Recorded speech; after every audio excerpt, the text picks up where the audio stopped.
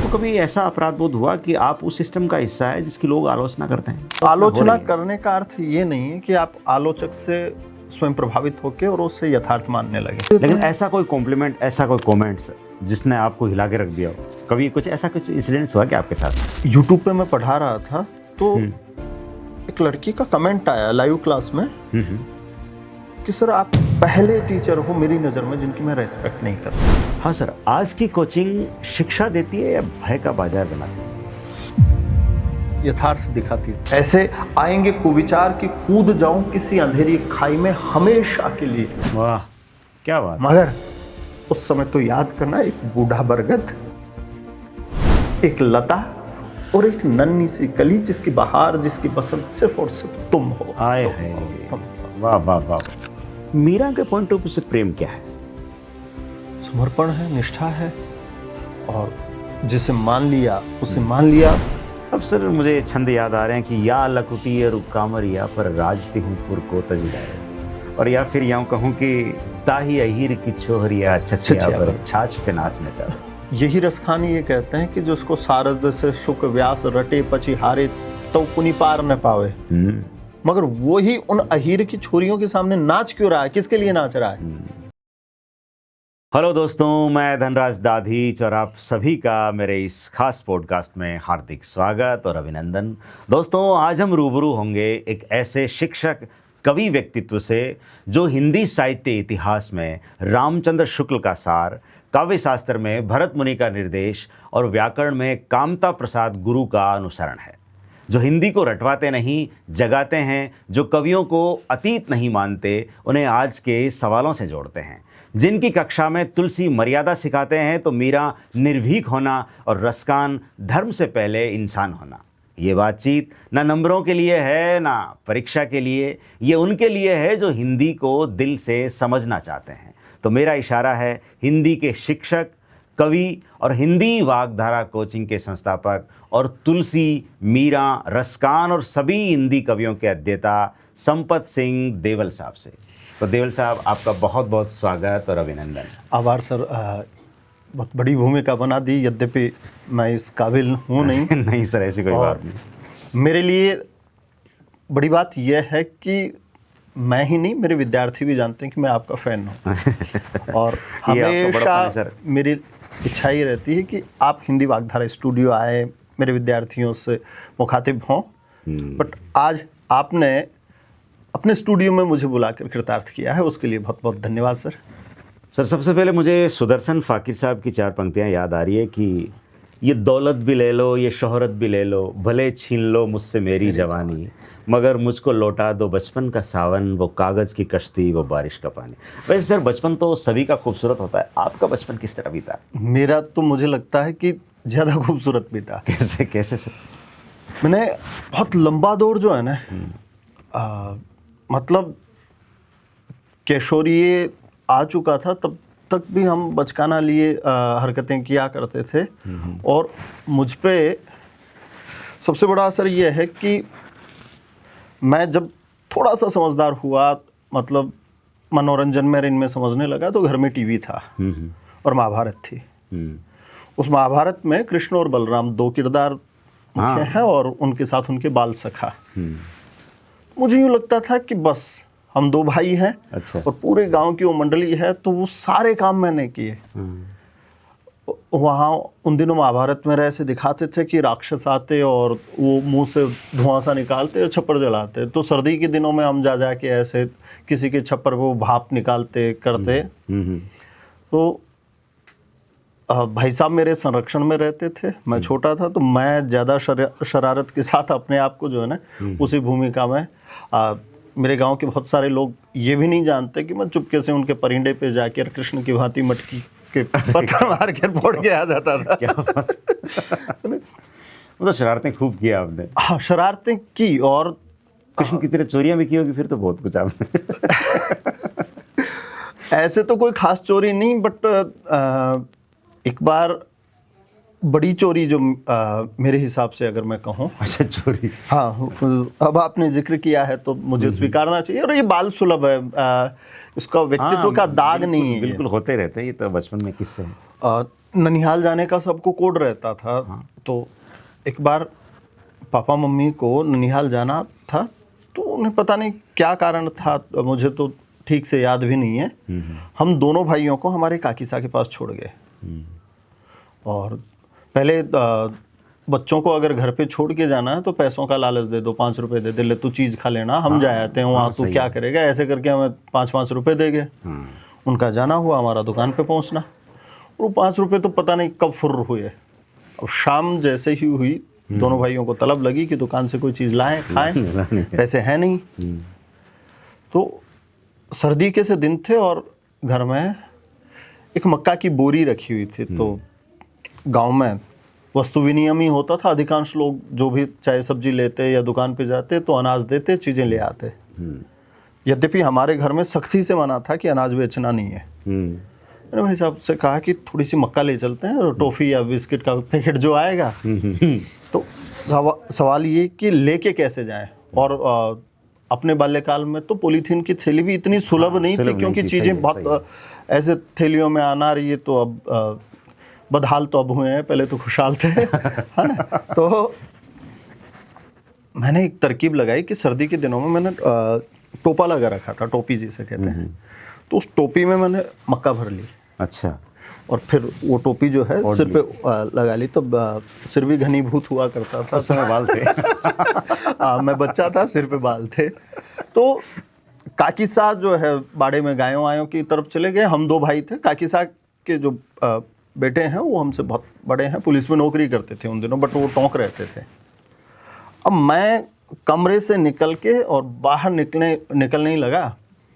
अब मेरा दुर्योग समझिए कि वो भाई साहब उस दिन टोंक से आ गए। छोटा सा, तो उनके पास से गुजरा तो उन्होंने कहा, ए टिंडे किधर जा रहा है, ऐसे करके उन्होंने मेरी टोपी उठा दी। और टोपी उठाए तो पूरे मक्का के मोती गिर रहे हैं। और उनका आवेश, वो थोड़ा सा डांटने डपटने को तैयार हुए। तो काकी साहब कहते हैं, नहीं भाई, यहाँ का माँ बाप को नहीं हट है, तो आज तो नहीं है। तो वो चोरी मुझे याद है। तो कुल मिलाकर बहुत फनी इंसिडेंट्स रहे सारे के सारे। हाँ, और ये मानो कि हमने मरने में कोई कसर नहीं छोड़ी। कुएं में कूदना, तालाबों में कूदना, क्या बात करते हो। वो जिसे लोग एडवेंचर कहते हैं ना, वो तो हमारा रोज का सा काम था। पीछे पीछे पापा या बड़ी दीदी ये लकड़ियां लेके, है ना, और तालाब में बहुत देर तक नहाते। तो दोस्तों से पूछना कि देखे मेरी आंखें लाल है क्या, वो करके। तो वो मतलब बहुत खूबसूरत रहा कुल मिला। हाँ, बचपन बहुत अच्छा रहा। आपकी पहचान एज ए टीचर के रूप में है, एज ए शिक्षक के रूप में है। तो सर, ख्वाब को आपने चुना या आपको टीचिंग ने? अब देखो सर, मैं तो हकीकत बताऊं तो मेरा दिली जो ख्वाब था वो तो ये था कि कोई बेल्ट की सर्विस करते हैं। और जिन दिनों मैं ये परीक्षाएं देता था, तो उन दिनों फिजिकल टेस्ट में एक आइटम रखा गया बॉल थ्रो का।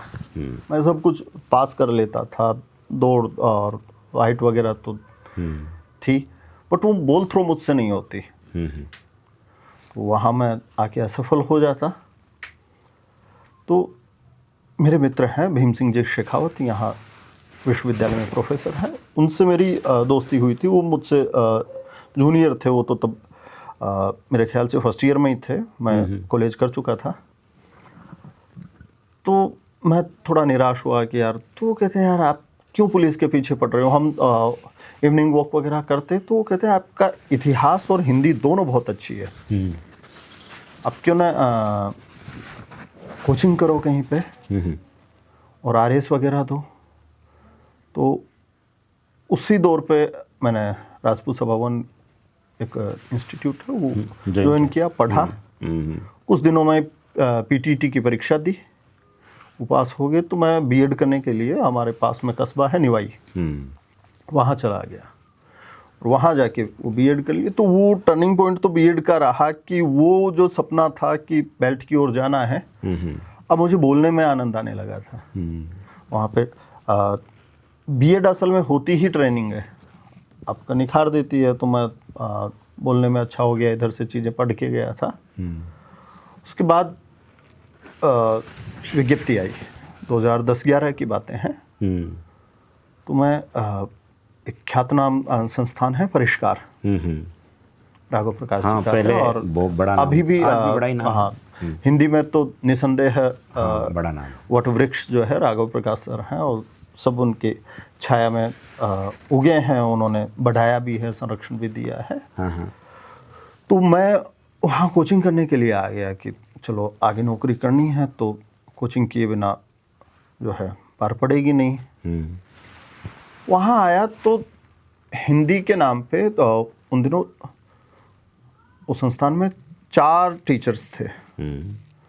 खुद राघव प्रकाश सर, मुझे जिन्होंने साहित्य इतिहास पढ़ाया चतुर सिंह जी सर, 2 टीचर और थे जो व्याकरण का एक पोर्शन लेते और एक रचनाएं पढ़ाया करते थे, जो 9 से 12 की किताबें लगी। तो वो जब पढ़ाते, खासतौर पे रचनाएं, ये तो मैं ये सारी चीज़ें तुलसी सूरज ऐसे, ये तो मेरे घर का माहौल बड़ा साहित्यिक था। अच्छा। था क्या है, ईश्वर की कृपा से अभी भी। तो मुझे ये लगता था कि यार ये पढ़ने आया, मैं बड़ा जो मुखातिब हुआ, एक तो काव्य शास्त्र मैंने राघव प्रकाश सर से सीखा, और साहित्य इतिहास खास तौर पे चतुर सिंह जी सर से मैं पढ़ रहा था। मुझे वो 2 चीज़ें ज़्यादा आकृष्ट करती थी। संयोग ऐसा हुआ कि उस वर्ष 2 परिणाम आए, एक RSP का और एक कॉलेज लेक्चरर का। और वो जो शिक्षक चतुष्टय था, उनमें से मेरे गुरुजी चतुर सिंह जी का तो कॉलेज लेक्चरर में हो गया, और एक का RSP पास हो गया। और ये हुआ कि अब ये दोनों छोड़ेंगे यहाँ परिष्कार संस्थान को। तो मैंने चतुर सिंह जी सर से कहा कि सर मैं रचनाएं अच्छी पढ़ा सकता हूँ। उन्होंने कहा कि तो पढ़ा सकता है। मैंने कहा हाँ, कि देखें अभी तो चल रहा है, ये कब जाएंगे, क्या जाएंगे। बातों ही बातों में बच्चों में भी ऐसी हो गई थी कि मैं किसी बिंदु पे बात कर लेता हूँ। तो एक और गुरुजी थे जो इतिहास पढ़ाया करते थे। तो उन्होंने इतिहास में कला और संस्कृति, राजस्थान के कला और संस्कृति, तो बात चल रही थी लोक देवताओं पे। तो लोक देवताओं पे जब पाबूजी की बात आई, उन्होंने कहा कि पाबूजी को घोड़ी जो है ना, देवल चारण युवक ने दी थी। अच्छा। वो देवलबाई थी, चारण युवती थी वो। ये सच? हाँ सच है। हाँ सच है। बट वो युवक और युवती का मैंने क्लास में कुछ नहीं कहा। मैं बाहर आके कहा सर, तू कहते हैं यार नहीं हो। तो मैंने कहा सर देवल बाई लड़कियों के नाम है, जो करणी माता के माँ का नाम देवलबाई है। इधर ईश्वरदास जी के भी घर देवलबाई थे। एक रणथंबोर में आपने पढ़ा होगा, देवल देरो उत्सर्ग। हाँ है ना। और नहीं मानो तो फिर मेरा सरनेम ही देवल है लोगों को, मुझे पता है। दूसरे दिन जैसे ही लोक देवता चैप्टर कंप्लीट हुआ, लोक देवियाँ आई। उन्होंने कहा अपने बीच में एक चारण लड़का बैठा है और करणी माता यही पढ़ाएगा। सर परिष्कार में वो अनौपचारिक रूप से वो मेरी पहली क्लास थी। उन्होंने मुझे क्लास में खड़ा कर दिया। मैंने पूरा 1 घंटा जो है करणी माता पे और इससे 8 ही दिन पहले सर मैं चीज़ों को रिलेट करूं तो चांदनी चौदस होती है ये मतलब देवउठनी एकादशी के बाद में, तो करणी माता की फेरी लगती है वो। मैं वो दे के आया था और मैंने कहा था भाई अब तो कोई रोजगार दिला दे। और परिष्कार में हिंदी मुझे पढ़ाने को मिली, मगर पहला जो मेरा टॉपिक था वो मैंने करणी माता टॉपिक पढ़ाया सर, उन सर की बदौलत। दूसरे दिन हुआ ये कि वो सर आए नहीं, 7 से 8 की क्लास थी सुबह की। अच्छा अच्छा। तो लड़कियों ने कहा कि भैया हमें हिंदी का कोई टॉपिक आप रिपीट करा दो, सर आए तब तक।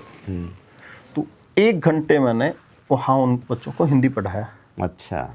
अब दूसरा कालांश आ गया, मैं वापस अपनी सीट पे बैठ गया। 15 मिनट बाद, यानी 1 घंटा गुजरने के भी 15 मिनट बाद वो सर नीचे गए मैनेजमेंट में, जाके कहते हैं यार मैं लेट हो गया, वो हो गया। तो फिर मैनेजमेंट ने ये देखा कि यार क्लास नीचे क्यों नहीं आई। हाँ। उन्होंने कैमरे में देखा तो कि कोई स्टूडेंट पढ़ा रहा है। फिर चतुर सिंह जी सर से जो है मैं उनका कृपा पात्र बन चुका था एज ए विद्यार्थी। तो उन्होंने कहा यार ये लड़का ठीक ठाक है। तो राघव प्रकाश जी के भतीजे हैं लोचन जी, उनको कहा लोचन देख लेना यार इसको। तो वो कहते हैं कि सर ये इस बैच में पढ़ रहे हैं तो अब इसमें तो संभव नहीं है, लड़के कहेंगे हम पढ़ने आए थे और हमारे साथ जो पढ़ रहा है, हाँ, उसी को ही बना हाँ दिया ना? टीचर, सही है। तो मुझे चतुर सिंह जी सर ने कहा कि हाँ, एक काम करते, तेरा बैच निकल जाने थे, उसके बाद से पढ़वा देंगे। हम्म, इस दरमियान वो सर छोड़ के चले गए जो रचनाएं पढ़ाते थे, वो अलवर के थे।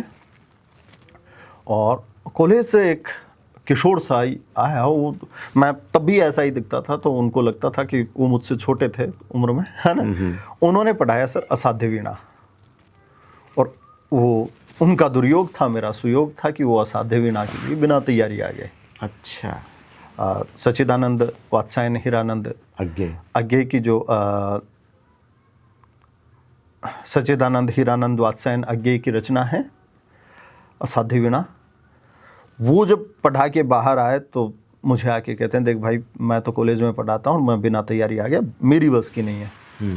मैंने जाके चतुर सिंह जी सर से कहा कि सर कोई बात नहीं, अगर विद्यार्थी विरोध करेंगे तो मैं पीछे बैठता था, तो 8-10 की तो हमारी ऐसी मंडली बना ली थी, तो वो कहते हैं भाई तू तो अगर गलत पढ़ाएगा ना तो भी पढ़ ले, अब इतने बच्चे साथ हो जाएं। और संयोग से मैंने फिर पहली जो हिंदी में विधिवत क्लास ली, वो असाध्य वीणा पढ़ाई। और तो फिर हिंदी वाग्धारा की शुरुआत कैसे हुई?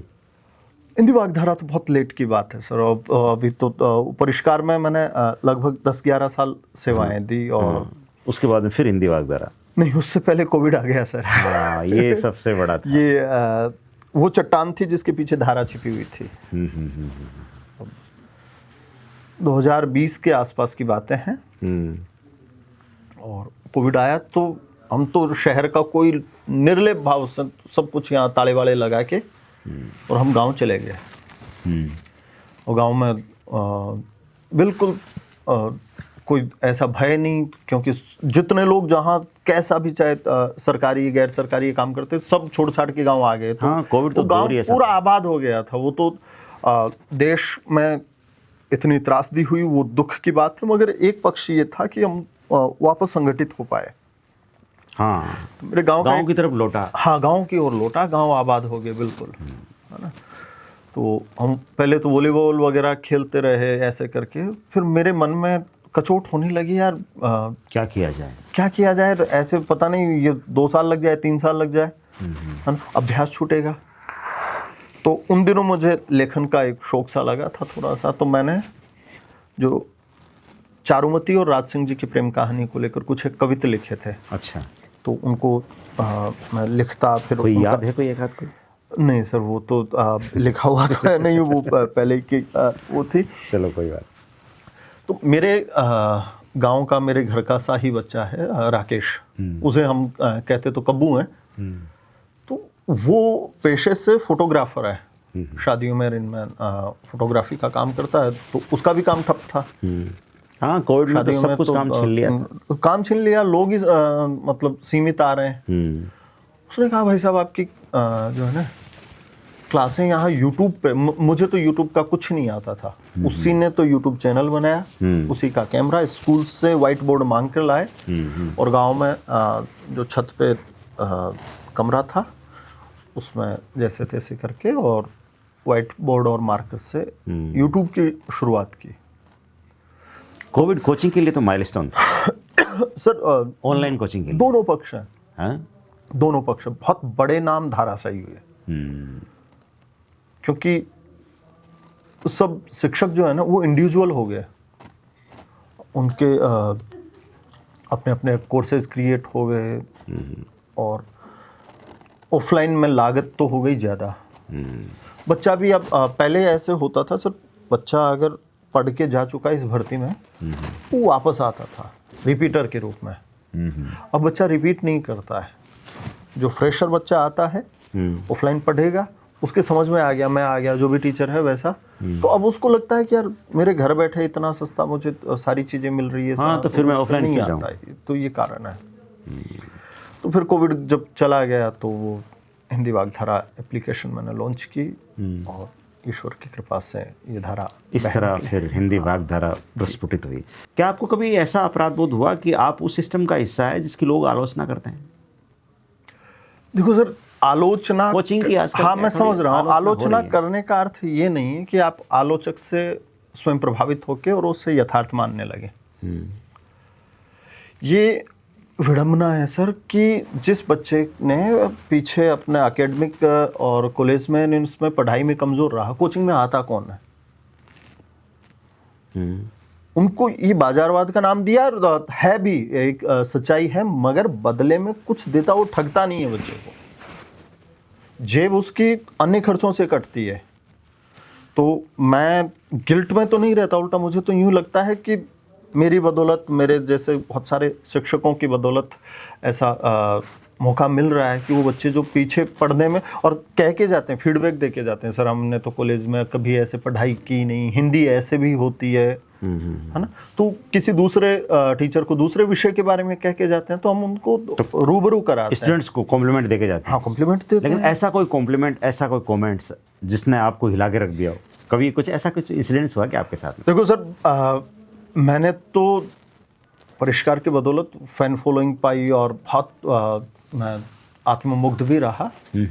और मेरी आत्ममुग्धता में मुझे यूँ लगता था कि मैं जितना ये कोर्स में देता हूँ तो वो महंगा भी देता हूँ, तो मैं या मेरा कोर्स डिजर्व करता है। अभी फिलहाल मुझे तो क्रोध आया था पहले तो। क्या क्या बात हुई? यूट्यूब पे मैं पढ़ा रहा था तो एक लड़की का कमेंट आया लाइव क्लास में कि सर आप पहले टीचर हो मेरी नज़र में जिनकी मैं रेस्पेक्ट नहीं करती। नहीं करती रेस्पेक्ट? और ऐसा कहने वाला भी मेरे लिए पहला विद्यार्थी था। मुझे लगा क्या ऐसा है? क्यों बोला उसने? और उसने बड़ा सा कमेंट, क्योंकि आप जो हो कोर्स बहुत महंगा बेचते हो, ओह, और आपके इस महंगे कोर्स की वजह से मैंने तो आपका एप्लीकेशन तक अपने फ़ोन से काट दिया। उसने रखा, मैंने उसको तब तो थोड़ा सा मुझे आवेश आया कि यार ये क्या बात है कि भाई महंगा है तो आप रेस्पेक्ट में कमी करोगे वो। बट एक दिन सोचा यार उनको कहीं वाकई में तो ऐसा नहीं है। हर आदमी का अपना अपना एक आर्थिक स्तर होता है। सर विश्वास कीजिए, दूसरे ही दिन मेरे बड़े भाई साहब का जन्मदिन आया 21 जनवरी को। मैंने सारा शुल्क शून्य करके मेरी ओर से जो मेरे पास आता उसके लॉगिन चार्जेज वगैरह करके मात्र 1000 रुपये में कोर्स क्रिएट कर दिए। अब विद्यार्थी, तो पहले कितना था? हाँ पहले 8000 तक। अच्छा, 8000 सीधा आपने 1000 पे कर दिया? हाँ, वो उसमें मार्केट में हो सकता है आलोचना भी हो बच्चों का, है ना। बट अब मैं चाहता हूँ कि कम से कम मेरी रेस्पेक्ट में कमी पैसे की वजह से तो नहीं आए। और पढ़ के विद्यार्थी जो है इज्जत करता ही है उसमें। तो इससे उन बच्चों तक मैं पहुंचने की कोशिश करूंगा जो कई बार खर्चे की वजह से या वंचित रह जाते हैं ना। तो क्या स्टूडेंट्स कोचिंग में पढ़ने से ज़्यादा घर की उम्मीदों का बोझ लेके आते हैं? सर एक उम्र आती है और उस उम्र में पता नहीं बच्चे को कब से लगने लगता है। मुझे लगता है 17-18 साल का होता ना, तब से ही अपने भीतर एक फीलिंग आ जाती है, जैसा मैं अपना देखो हम बड़े हो गए। हाँ, कुछ तो कंधे झुकी जाते हैं, वो जिम्मेदारियां नहीं, वो नहीं लेते तो भी उनको धीरे धीरे एहसास होता है, अंदर ही अंदर कुड़ते जाते हैं, यार मैं कब तक। अब दो तरीके के लोग हो सकते हैं जिनके परिवार में पैसा है, गार्जियन अच्छा कुछ कर रहे हैं, मगर जिनका गुजर बसर ही किसी मजदूरी से हो रहा है या ऐसा हो रहा है, तो उनको यूँ लगता है कि मेरे माँ बाप ने इतना सबसे बड़ी भूमिका तो हमें जन्म दे दिया, वही खूब है। हाँ, दुनिया दिखा दी इससे। हाँ, इससे बड़ा और क्या हो सकता है। तो वो लेके आते हैं कि मैं वो सपने पूरे करूं, तो वो जिम्मेदारी तो रहती है सर। और मैंने ये पाया जिस बच्चे ने वो जिम्मेदारी ओढ़ी सर, वो सफल हुआ। कुछ ऐसे भी आते हैं जिन्होंने जींस पैंट ऊंची चढ़ानी है और बिना मोजों के जूते पहनने हैं, जयपुर देखना है, तो वो वैसे भी बच्चे आते हैं। हाँ सर, आज की कोचिंग शिक्षा देती है या भय का बाजार बनाती है? यथार्थ दिखाती है सर, और यथार्थ डराता है। कल तुम क्या करोगे? यदि आप हमारे पास आए हो, किसी को भी ले लीजिए, अगर कोई आदमी बीमार है और उसे ये कह दिया कि ये बीमारी अभी रोक ले, वरना बढ़ जाएगी तो कल तू संकट में है। बेरोजगारी भी एक बीमारी है। बिल्कुल, बेरोजगारी से बड़ी बीमारी तो हाँ, उससे कुछ नहीं है, हाँ ना। फिर तो उस बीमारी में तो वो एक व्यक्ति बीमार होता है जिसे रोग ने ग्रस्त किया है, यहाँ पूरा परिवार, इवन मैं क्लास में ये कहता हूँ कि तुम्हारी ये परिस्थिति अगर ऐसी है तो 3 पीढ़ी पहले कोई पढ़ा नहीं और उसने संघर्ष नहीं किया। अगर आज तुम नहीं पढ़ोगे तो तुम्हारे बाद की 3 पीढ़ियां ऐसे रहनी है। सही बात है। तो अब ये मैं डरा नहीं रहा हूँ, हाँ, असलियत से यथार्थ से अवगत हाँ, करा रहे हैं। और वो यथार्थ डरावना हो तो हो। और ये कब डराते हैं सर? पैसा लेने के बाद। अच्छा, अगर ये व्यापार होता, पहले डराया जाए और फिर पैसा लिया जाए, तो इसका मतलब डरा के पैसा लिया है। हम तो जो भी शुल्क है वो लेने के बाद उसको यथार्थ बोध कराते हैं, इसे भय नहीं कह के यथार्थ बोध करेंगे। अब यथार्थ डरावना है तो है सर। हाँ है। आजकल सर ऐसा भी देख रहे हैं, बहुत सारे बच्चे हैं जो असफलता का बोझ है वो सहन नहीं कर पाते और सुसाइड की तरफ अग्रसर हो जाते हैं। तो उन बच्चों को आप क्या कहना चाहेंगे? क्या ये सही है?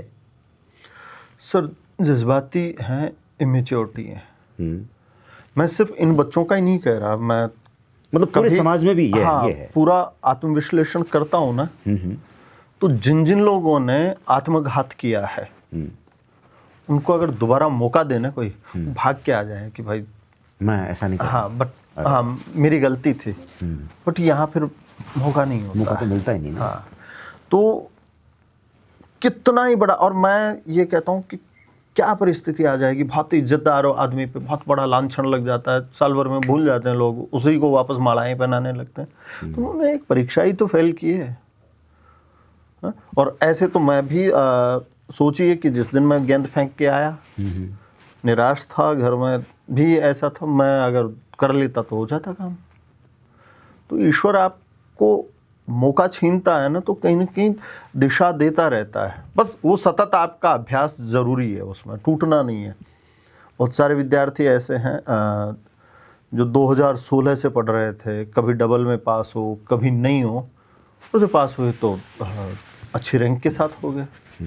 तो अब उनकी वो सारी पीड़ा और वो सब खत्म है। और मैं ये कह रहा हूँ, ये तो आनंद है जीवन का। बेरोजगारी से अगर उबर गए तो ये चीज़ें बहुत याद आती है यार, वो दिन बहुत अच्छे थे। अब बच्चों को एक शानदार सा मैसेज दीजिए सर कि वो ऐसा ना करें। आपके बहुत सारे स्टूडेंट्स इसे देख रहे हैं, इसको देखेंगे।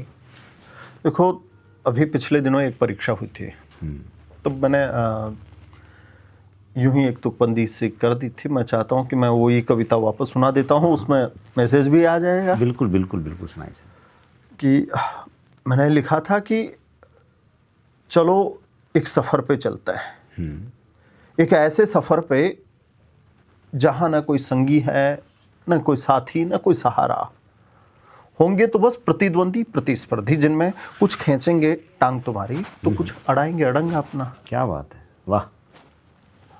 रुक जा, थम जा, दम ले ले, अब नहीं है बस की। ऐसी आएगी बार बार आवाज टूटे मुरझाए मन से। ऐसे आएंगे कुविचार कि कूद जाऊं किसी अंधेरी खाई में हमेशा के लिए। वाह, क्या बात। मगर उस समय तो याद करना, एक बूढ़ा बरगद, एक लता और एक नन्ही सी कली, जिसकी बहार, जिसकी बसंत सिर्फ और सिर्फ तुम हो। आए है, वाह वाह वाह वाह वाह। तो वो तुम्हें प्रेरणा देंगे जीने की।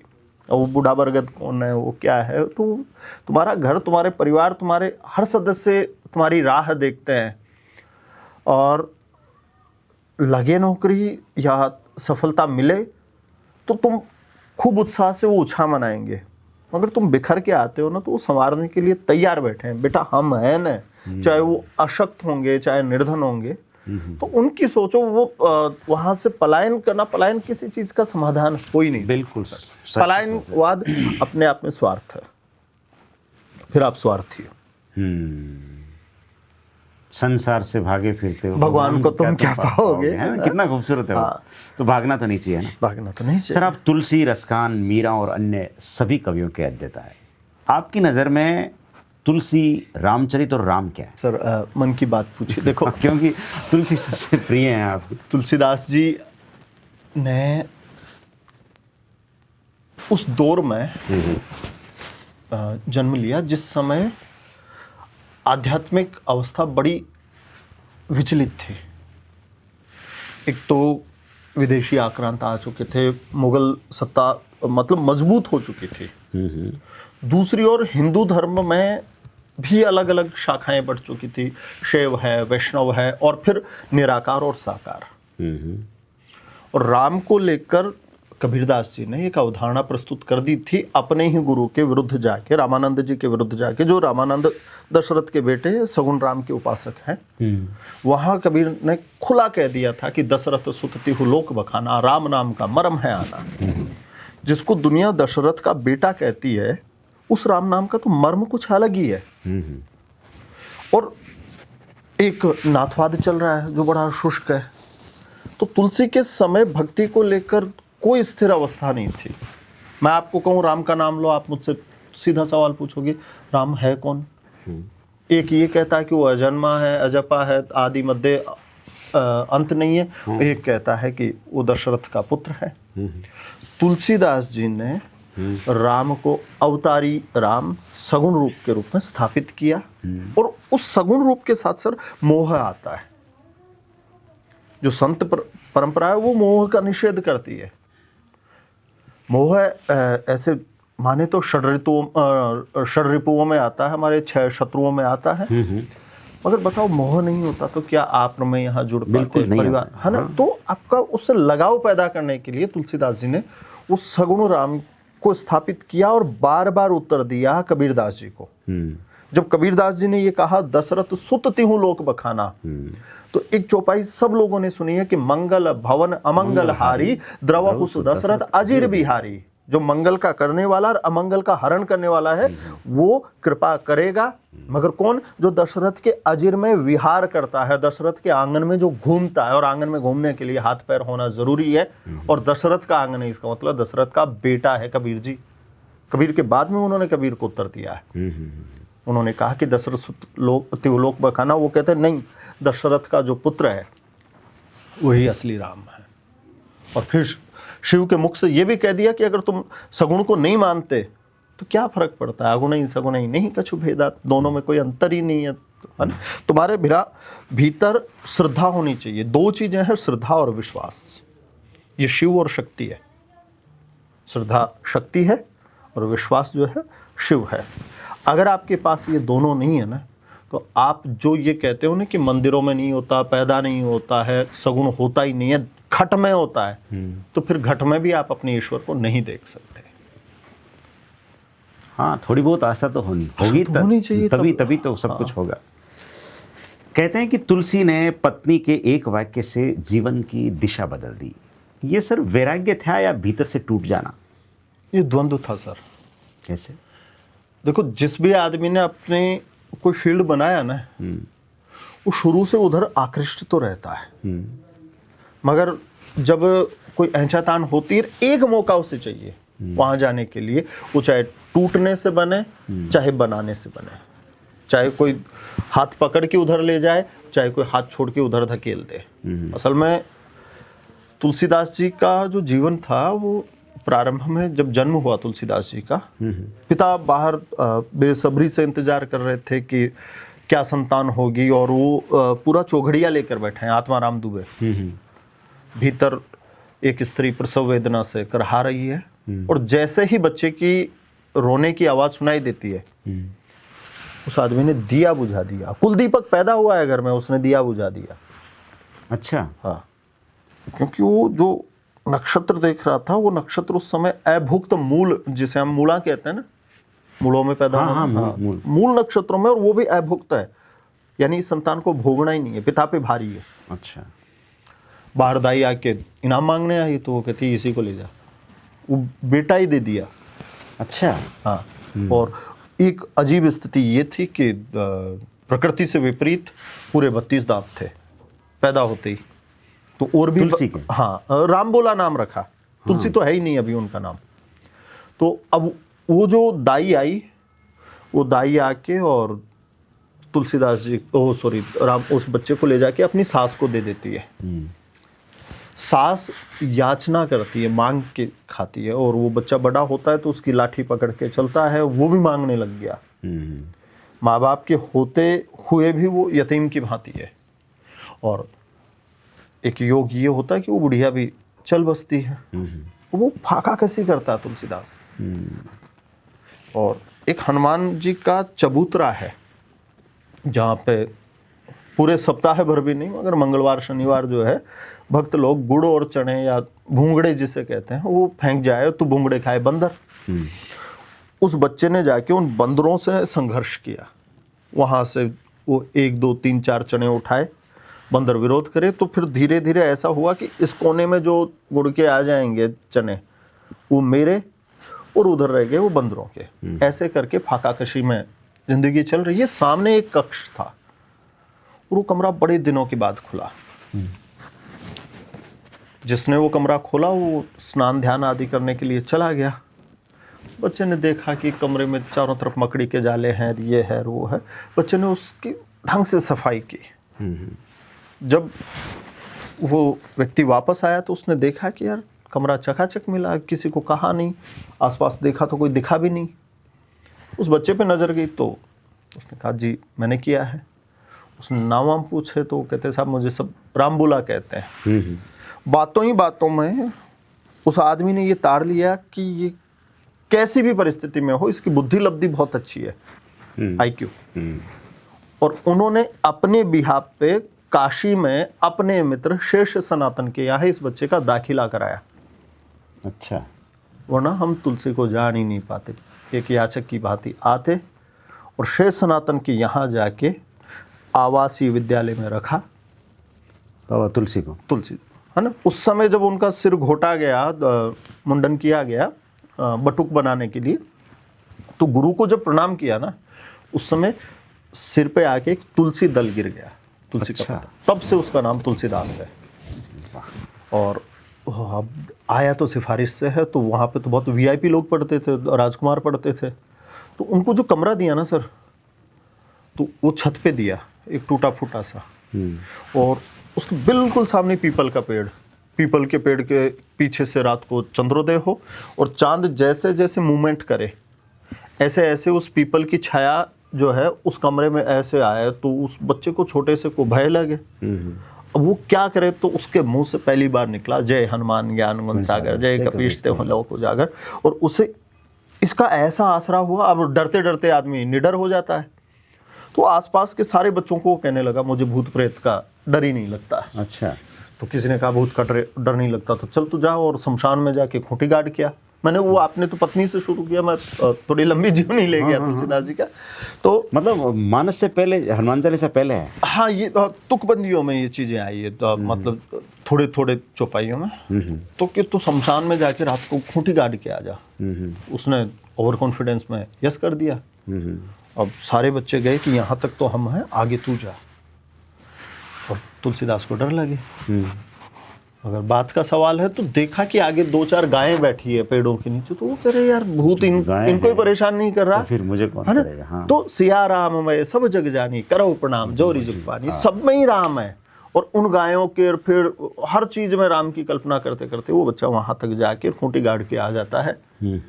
और पढ़ने में तेज तर्रार। और फिर किशोरावस्था आती है। उन दिनों काशी में एक वेश्या थी। अच्छा। गणिका, बड़ी खूबसूरत है, गाती अच्छी है। तुलसी का आकर्षण वो हो गई। तुलसीदास जी जहाँ जहाँ वो जाए उसके पीछे पीछे वो लिए। तो काम का द्वंद्व है। बात फैली काशी में कि यार शेष सनातन का विद्यार्थी है, ऐसे ढोलता फिरता है गणिका के पीछे, तो इलाज क्या किया जाए। तो ये कर दिया ब्याह करो और क्या है। हाँ, इसके अलावा तो फिर रत्नावली के साथ विवाह किया। रत्नावली के साथ विवाह किया और भरी बरसात में ऐसा हुआ कि सावन का महीना है, तो पीछे से पिता या भाई आया, वो ले गए। ये जंगल गए हुए थे लकड़ियाँ मकड़ियाँ काटने के लिए। तो वापस आए तो जग सुना लागे, जग सुना लागे। कहते हैं कि बड़ी विषम परिस्थितियों में नदियों को तैरते हुए और जाते हैं और कक्ष में चले जाते हैं। मतलब ये सच बात है कि मुर्दे को, ये तो थोड़ा अतिशयोक्ति होगी, मगर उफनती नदी को भी सर अगर पार करके जा रहा है, ये भी कम बात नहीं है। और ये लोक लिहाज ये बहुत प्रबल था। आज की तरह नहीं है कि लोग आगे तो जवाई साहब को वहाँ पे वही बैठ के साथ चाय पी रहे हैं, बैठ रहे हैं, बातें कर रहे हैं। कक्ष में गए तो उसे लगा कि यार मेरी भाभियाँ, मेरी बहनें, मेरे माँ बाप क्या कहेंगे कि तेरा ये पति पीछे पीछे आ गया है यहाँ पे। तो रत्नावली को गुस्सा आ गया। वो कहती रही इस चाम में इतना प्रेम, लाज न लागत आपको दौड़े आए साथ, धिक धिक ऐसे प्रेम को कहा कहो नाथ, वाह, वाह, वाह। अस्थि चर्ममय देह मम, तामे ऐसी प्रीति होती जो श्री राम प्रभु में तो होती न भव भीति। है और लहरों का राजहंस एक रचना है मोहन राकेश की, उसमें एक डायलॉग है हाँ। कि स्त्री का आकर्षण यदि पुरुष को पुरुष बनाता है तो विकर्षण महात्मा बुद्ध बना देता है। जब वो मोह भंग करता है तो फिर, और यहाँ तुलसीदास जी का मोह भंग हो गया, फिर यहाँ से पलट के तो वैराग्य ही कह सकते हैं इसको। फिर वैराग्य है ना? तो योगदान फटकार, मैं ये कह रहा हूँ कि जाना अंत तो गत्वा वही था, मंजिल वही थी उसकी। राम और काम दोनों में द्वंद्व चल रहा है, बस इस द्वंद्व से छुटकारा या तो किसी से टूट कर मिल सकता है या किसी के सहारे से, या इनको टूट कर मिला, किसी को कोई निर्देश। एक और सहारा भी था, यदि वो व्यक्ति जो शेष सनातन के यहाँ भेजते हैं वो नरहरि दास जी थे, जो तुलसीदास जी के आध्यात्मिक गुरु हैं, तो वहां तो उन्होंने हाथ पकड़ के काशी में भेजा, या हाथ छोड़ के राम के और भेज दिया। और फिर बाबा ने रची रामचरितमानस। लेकिन सर वर्तमान में रामचरितमानस पर भी लोग बाग उंगलियां उठा देते हैं। सर वर्तमान में नहीं, तब राम पे उठा देते थे, सीता पे उठा देते थे। तो ये उंगलियां जो है ना, लोगों को लगता है कि बस परनिंदा के लिए बनी है। और कुछ मामलों में ये रहा कि सामान्य आदमी ये नहीं सोच पाता कि देश काल और परिस्थिति रचना पे हावी होती है। सर आज हम जिस माहौल में जी रहे हैं तो हमें लगता है ये ठीक है जैसा भी है, उस समय के अनुसार ऐसा लगता था कि ये सब सामान्य चीजें हैं। तो जहाँ जहाँ तुलसीदास जी ने कुछ चीजें, जैसे ये कहते हैं कि वो नारी विरोधी है, हाँ बहुत सारी चीजें तो उनकी जो बहुत सारी चौपाइयों पे कंट्रोवर्सी होती है, वो नारी विरोधी नहीं है। एक प्रसंग होता है सर जिसमें बेटी विदा हो रही है, तो माँ का तो कलेजा फटा जा रहा है कि भाई बेटी पैदा क्यों की, जब जाना ही था। तो मैना कह रही है पार्वती जी जब विदा होती है तो कत विधि सर्जी जग नारी, है ना। हाँ। तो नारी का सृजन किया ही क्यों है, पराधीनता, सपने सुखनाई, किसी के दूसरे के साथ बांध दिया और वहां अब पता नहीं कब आएगी क्या। तो ये तो माँ बेटी के दो के ताल्लुकात का प्रसंग है। या आज आप और मैं घर पे भी कह सकते थे, वो कहते आए थे, वो उसका कोटेशन कार कौन है ये किसी को नहीं पता, नहीं कौन नहीं कहता बेटी तो पराया धन है, बिल्कुल कहते हैं ना। तो वो तो आपके भाव हैं, बस लेखनी से तुलसीदास जी के आगे तो वो है। तो लोग बाग अब कुछ ही बोल देते हैं। और जमाना ट्रोल करने का है। हाँ, तो ये बात है ना, वो अभी है। अब तुलसी से उनके हम- वीडियोज होते तो रोस्ट और मारते लोग। तुलसी अपनी बात सुन के मुस्कुरा रहे होंगे। यार, मैं किसी तो की बात देखो, कर रहे हैं। मैं मेरे तो घर में सर हमें ऐसे संस्कार मिले, हमें यूँ लगता है तुलसीदास जी तो हमारे कोई पूर्वज थे। हमारे मन में तुलसीदास बोलने ही नहीं देते थे। तुलसीदास जी, एक तो गीता प्रेस गोरखपुर से कल्याण पत्रिका आती थी, उसको कल्याण बोल देते तो पिताजी नाराज हो जाते थे, कल्याण नहीं कल्याण जी बोलो। अच्छा, तो वो पर्सनल संस्कार हो गए ना।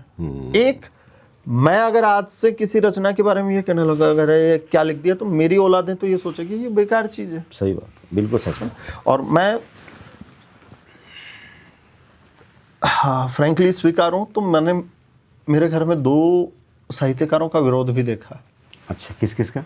एक तो कबीर का देखा और एक मुंशी प्रेमचंद का देखा। अच्छा, बट अब जब उनको पढ़ा तो मेरे समझ में आता है कि प्रेमचंद प्रगतिवादी विचारधारा के बिल्कुल आदमी थे सर। से, तो वो जमींदारी प्रथा में कहीं न कहीं वो उनके खिलाफ लिखेंगे तो हमारे घर वालों को वो जमींदारों के खिलाफ लिखना क्यों सुहाएगा। दूसरी बात, राम के उपासक है, सगुण राम के उपासक है, तुलसी के प्रति श्रद्धा रखते हैं, तो फिर तो कबीर से तो बैर रखना हाँ रखना ही उधर है। पड़ेगा। तुलसीदास जी ने भी लपेटा खूब है। कबीरदास जी को जगह जगह जवाब दिया है, बस नाम नहीं लिया। वरना कबीर ये कहते हैं कि संसार नश्वर है, तो काहे का मोह।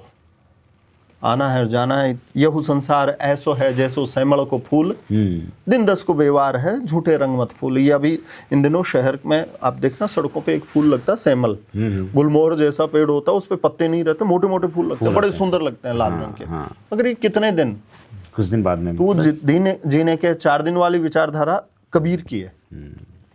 तुलसीदास जी कहते हैं कि यार गजब लोग हो गए, संसार नश्वर कैसे होता है, हम नश्वर हो सकते हैं, रहे ना रहे हम, मगर हाँ, बट ये दुनिया तो रहेगी ना। सही बात। तो दुनिया कभी नश्वर हो ही नहीं सकती। तो झूठो है जग झूठो है, जो ये कहता है ना कि दुनिया संसार मिथ्या है, वो कहने वाला जान अपने को गुमान महा, उस आदमी को अपने आप को ज्ञानी होने का महागुमान है। बट तुलसी के जानिब गंवार महा है, तुलसी की नजर में तो वो महागंवार है, उसको कुछ नहीं आता, वो नजर कबीर पे है। वाह वाह वाह। कबीरदास जी ने एक जगह लिखा कि तू कहता कागिद की लेखी, मैं कहता आँखिन की देखी। मैं तो इस पे भरोसा करता हूँ कि मैं आंखों से देख पाऊं। तुलसीदास जी ने उसका भी उत्तर लिखा। क्या लिखा जी? एक कवित्व में लिखा कि बेदहु पुराण कही लोकहु बिलोकियत, सांकड़े सबे पे राम राव रे कृपा करी। वेदों में और पुराण में कहा है, इसका मतलब कागज में लिखा है, मगर लोकहु बिलोकियत, मैंने दुनिया में देखा भी है कि संकट आने पर राम सब पे क्या करता है, कृपा करता है। तो फिर जो बातें वेदों में पुराणों में कागज पे लिखी हुई है और जो आंखों में देखी प्रत्यक्ष है, वो दोनों बातें एक ही है, राम तो सत्य है। बिल्कुल बिल्कुल बिल्कुल। चलो तुलसी पे काफ़ी चर्चा हो गई, अब तुलसी से थोड़ा सा शिफ्ट होते हैं कि आपने चैनल क्योंकि तीनों चीज़ों को एक ही पॉडकास्ट में समेटना है अपने को कि पग घुंघरू मांद मीरा नाची। हाँ सर। मीरा क्या सर आधुनिक समाज की पहली फेमिनिस्ट थी क्या, जिसने समाज को धत्ता दिखाते हुए स्वतंत्रता चुनी?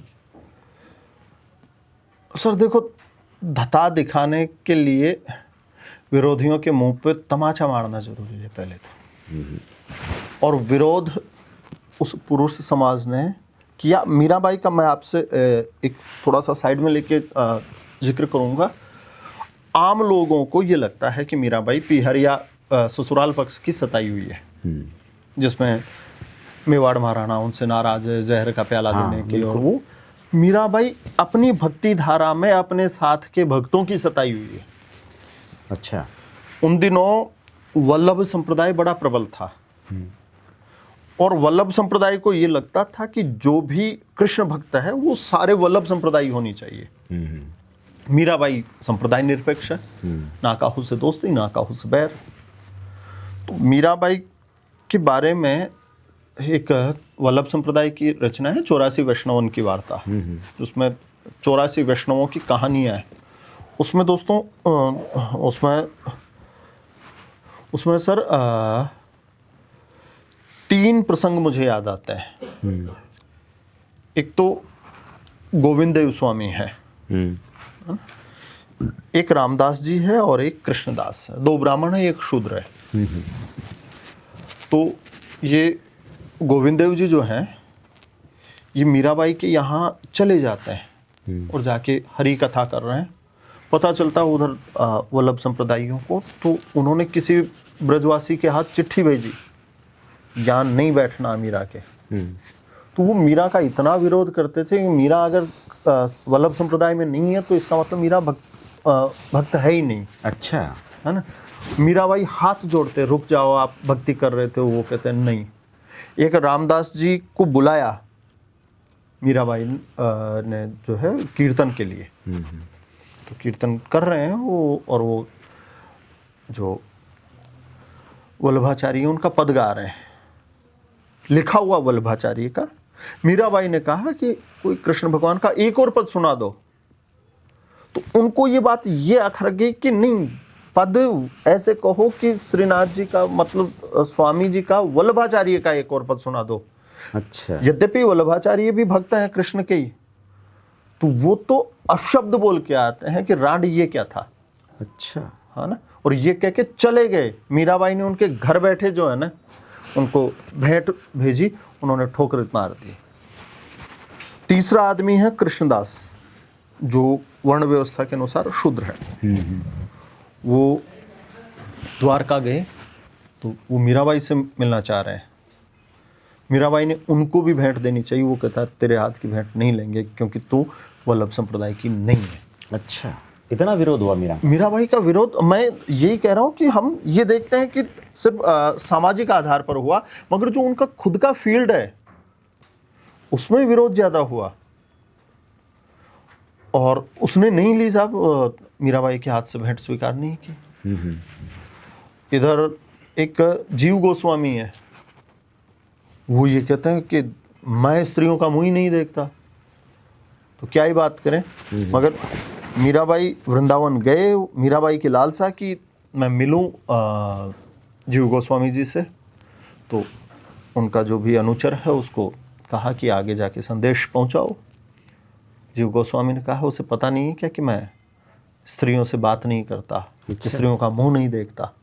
जब जाके अनुचर ने ये कहा, मीराबाई कहती इस वृंदावन में दूसरा पुरुष भी है क्या कोई? ओह, क्या बात। वो भी स्त्री है, क्योंकि उसके भीतर बैठी जो आत्मा है ना, वो तो स्त्री है, जाहिर सी बात। तुम अपने शरीर को स्त्री और पुरुष क्या मानते हो? स्त्री, सब हम स्त्रियां हैं, पुरुष तो सिर्फ एक कृष्ण है ना। हाँ। तो मीराबाई ने एक नायिकाओं के प्रकार होते हैं, स्वकीय और परकीय, जो एक ही पुरुष से प्रेम करे और जो अपने पति के अतिरिक्त किसी और से प्रेम करे। तो कहने के लिए मीराबाई ने अपने पति के लिए हिंदवान सूरज शब्द भी काम में लिया उन्होंने। तो वो ये कहती है कि मेरो तो गिरधर गोपाल दूसरों न कोई। तो मैं मीराबाई से बढ़कर कोई स्वकीय हो ही नहीं सकती। और ये जो इतना ब्रॉड सोचती है कि दुनिया में दूसरा पुरुष ही नहीं है, उनको ये आपने कहा ना कि पग घुंघरू बांध मीरा नाची, अगली पंक्ति है लोक लाज तज नाची। मुझे इस लोक व्यवहार की परवाह नहीं है। और लोगों ने जब कहा कि ऐसे पुरुषों के सामने नाचती हो, तो ये डायलॉग रहता था दूसरा कोई पुरुष ही नहीं।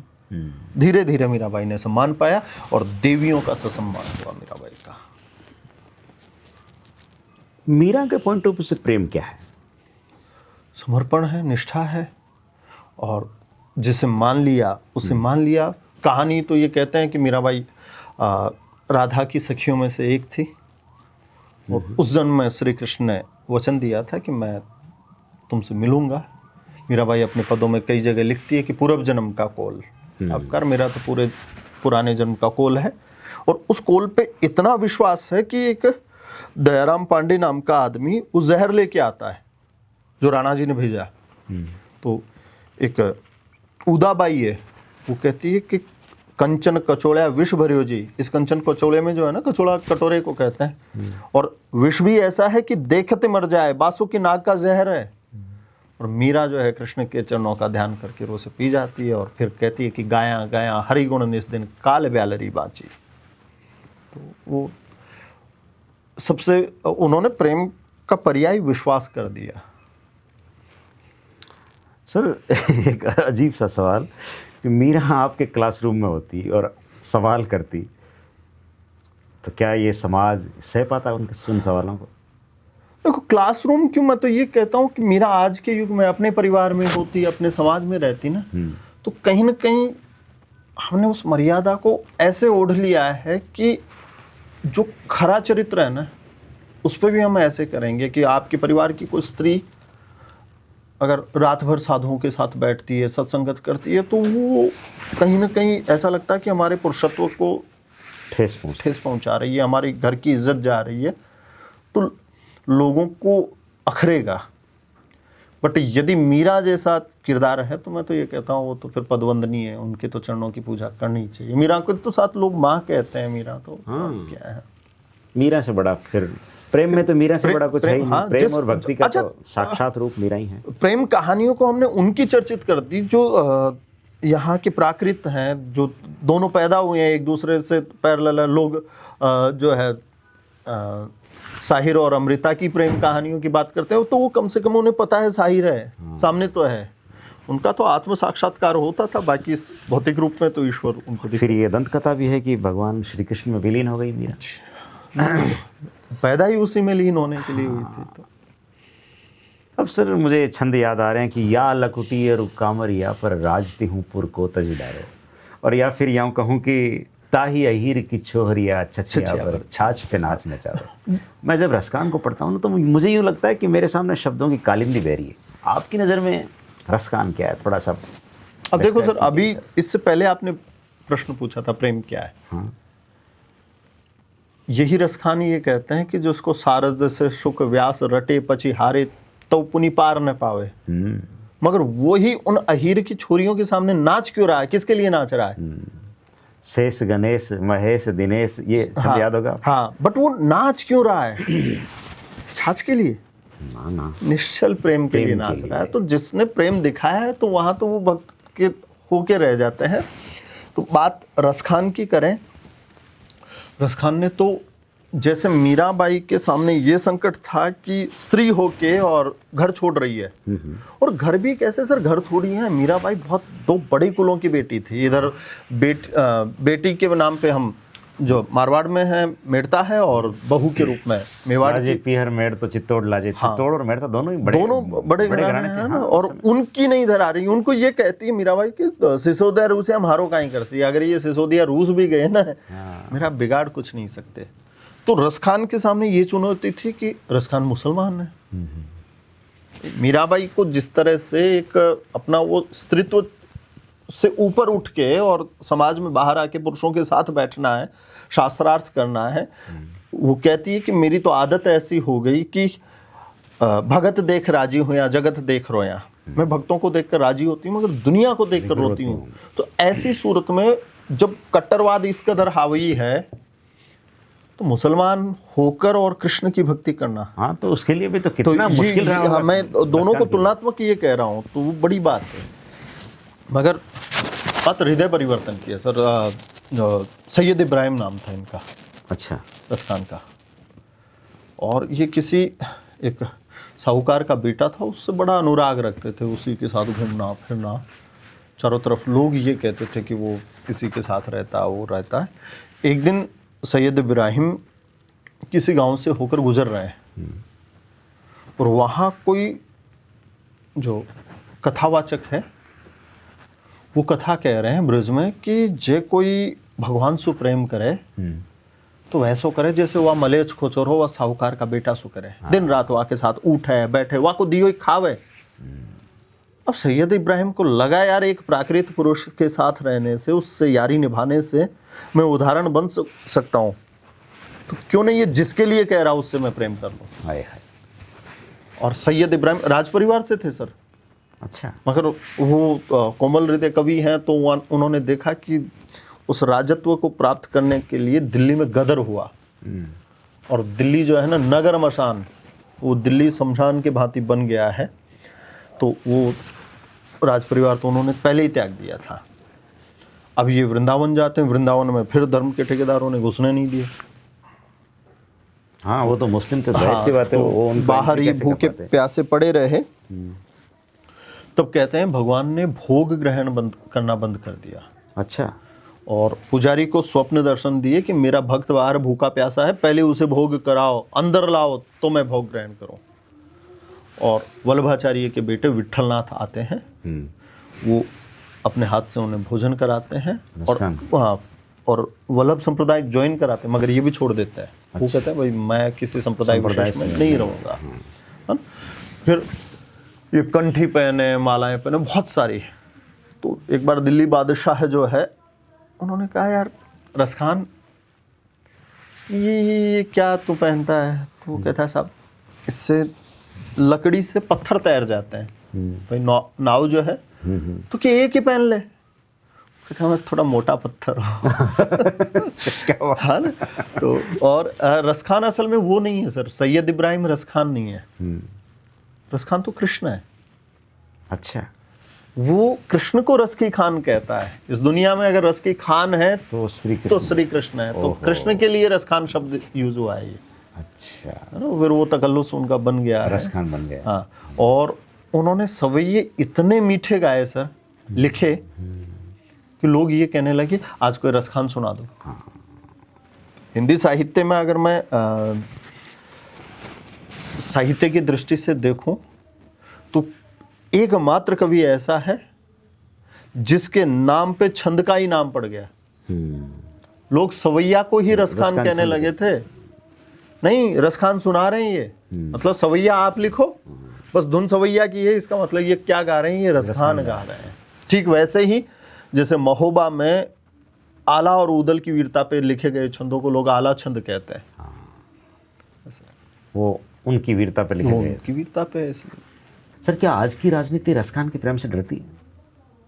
राजनीतिकार प्रेम का कोई लेना देना ही नहीं है सर। राजनीति तब भी थी, वो आपस में दिल्ली प्राप्त करने के लिए लड़के मर गए, है ना, क्या विरोध नहीं हुआ होगा। ऐसा जो मुसलमान है जो हिंदू देवता को मना रहा है, इवन विरोध सर इस बात पे भी हो जाता था कि तू हिंदी लिख रहा है मुसलमान होके। एक नूर मोहम्मद नामक सूफी संत हुए हैं और उन्होंने एक रचना लिखी इंद्रावती, और वो इंद्रावती हिंदी में लिख दी अवधि में। तो मुसलमानों ने विरोध किया कि तो मुसलमान होके हिंदी कैसे लिख सकता है, और उसने उनकी नहीं मानी। उसने कहा यार ये क्या बात है, भाषा बोलने से कोई मैं हिंदू थोड़ी हो जाऊंगा। दूसरी रचना लिखी अनुराग बांसुरी, और उसमें स्पष्ट किया कि जानत है वो सिरजनहारा, जो किछु है मरम हमारा, हिंदू मग पर पाँव न राखे का जो बहुत है हिंदी भाके हो। इससे क्या फर्क पड़ गया जो बहुत हिंदी बोल रहा हूँ। तो राजनीति के शिकार तो ये भी हुए होंगे, विरोध इन्होंने भी झेला है। कोई कवित कोई सवैया याद हो तो एक आध सुनाओ ना सर। रसखान का ही सुना दो, कोई कवि किसी का भी। कोई ये तो सर मैं भूमिका बदल लेता हूँ। हाँ कुछ बदल। नहीं, मैं इधर आ जाता हूँ, आपको उधर कर देता हूँ, क्योंकि कंठ आपके पास है। मेरा तो थोड़ा व्याख्यान विधि रहती है तो वो चीज़ें याद हैं, मगर जो दर्शक श्रोता है वो तो सैस्वर सुनना चाहते हैं। वो तो फिर कभी करेंगे। हाँ। चलिए सर, फिर आखिर के अंदर अपने एक रैपिड फायर खेलते हैं। मैं छोटे छोटे कुछ सवाल पूछूंगा, आपको एक लाइन में जवाब देना, इंस्टेंट आपको आए कैसे क्या। जी सर। आपकी नज़र में सर शिक्षक क्या है? आदर्श है सर। आज का छात्र? आज का छात्र ठोक बजा के ग्रहण करने वाला ग्राहक हो चुका है सर। उसको जरा सी मतलब एक पीडीएफ भी नहीं मिली ना तो वो तुरंत कह देगा गुरुजी ये कमी रख दी। कोचिंग थोड़े व्यावसायिक विद्यालय। आज की शिक्षा व्यवस्था शिक्षकों पे निर्भर करती है। आज की हिंदी मेरे लिए तो मेरे प्राण है सर।